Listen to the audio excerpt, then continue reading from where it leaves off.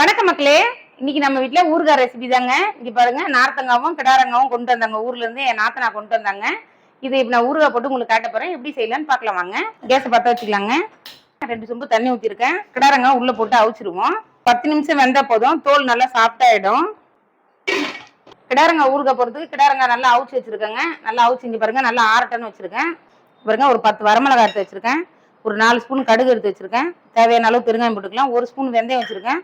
கல்லுப்பு வச்சிருக்கேங்க. 100 கிராம் அளந்து மிளகாத்தூள் அள்ளி வச்சிருக்கேன். வீட்டில் அரைச்ச மிளகாத்தூள் தான். 3த்தையும் இப்போ வறுத்து எடுத்துடலாங்க. 1 ஸ்பூன் வெந்தயம் போட்டுப்போங்க. அவ்வளோதாங்க, வெந்தயம் பொரிஞ்சிச்சு. ரொம்ப பொரிஞ்சாலும் கசப்பு எடுத்துரும், பொரியாத போட்டாலும் கசக்கும். அதனால மீடியமாக இருக்கணும். கடுகு போட்டுப்போம். அவ்வளோதாங்க, கடுகு பொரிஞ்சிருச்சு. கொட்டிப்போம். இந்த மிளகாய் மட்டும் போட்டுப்போங்க. அவ்வளோதாங்க, மிளகா வறந்துருச்சு. ஆஃப் பண்ணிவிடுவோம். இருங்க, மிளகாய் போட்டுப்போங்க. வரமிளகா போட்டுருவோம். போட்டு நல்லா 4 ஓட்டு ஓட்டிப்போங்க. இந்த பதத்தில் இருக்குங்க. இப்போ வெந்தயத்தை போட்டுருவோம். கடுகு 4 ஸ்பூன் வச்சுருக்கேன், அது போட்டுப்போம். இதுலேயே உப்பு போட்டுருவோங்க, ஊறுகாய்க்கு தேவையான உப்பை. பாருங்க, இந்த பதத்துக்கு அரைச்சி வச்சுங்க. குறப்பா எப்படி இருக்கு பாருங்க. இது அப்படியே அவ்வளோதான். ஊறுகாய் தாளித்து கொட்ட வேண்டியதாங்க. அவ்வளோதாங்க, கிடாரங்க ஊறுகாய்க்கு நல்லா அவிச்சு அரிஞ்சு வச்சுட்டேங்க.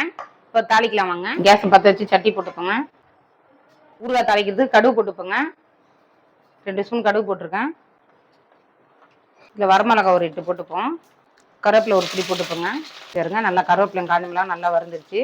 இந்த நேரத்தில் 1 ஸ்பூன் மஞ்சள் பொடி போட்டுக்கோங்க. கேஸை ஸ்லோ பண்ணிக்கோங்க. மிளகாய் 1 ஸ்பூன் போட்டுக்கோங்க. இது எண்ணெயில் போட்டிங்கன்னா நல்லா கலராக இருக்கும். அதுக்கோசம் தான் ஊறுகாய் போட்டுருவோம். அவிச்சு வச்ச காயை கொட்டிடுவோங்க. வாசனை பாரு, கம்மன்னு இருக்குது. பரட்டி விட்டுருவோங்க. ஏன்னா நம்ம அவிச்சதுலேயே மேல் தூள்லாம் நல்லா சாஃப்டாகிடுச்சு. இதில் தாளிப்பு போட்டு கொஞ்ச நேரம் அது சட்டி சூடில் இருந்தாலே போதுங்க. ஊறுகாய் சும்மா ஜம்முன்னு ஆகிடும். மேலே 1 ஸ்பூன் போட்டுப்போங்க. இதையும் போட்டுப்போம்.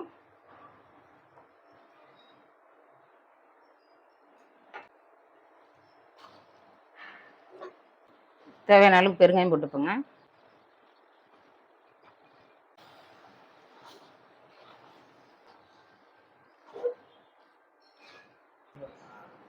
அவ்வளோதாங்க, கிடாரங்க ஊறுகாய் ரெடி ஆயிடுச்சுங்க. அவிச்சு அரிஞ்சு தாளிச்சு இப்போ ரெடி பண்ணியாச்சுங்க. இங்கே பாருங்க, செம்மையாக இருக்குது பாருங்க. எண்ணெய் எல்லாம் பிரிஞ்சு வந்துருச்சு. ஊறுகாய் ரெடி ஆயிடுச்சுங்க. இதுலேயே நல்லா 2 நாள் ஊறட்டங்க.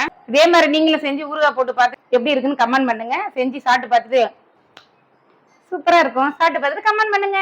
வாங்க மக்களே, ஊறுகாய் சாப்பிடலாம்.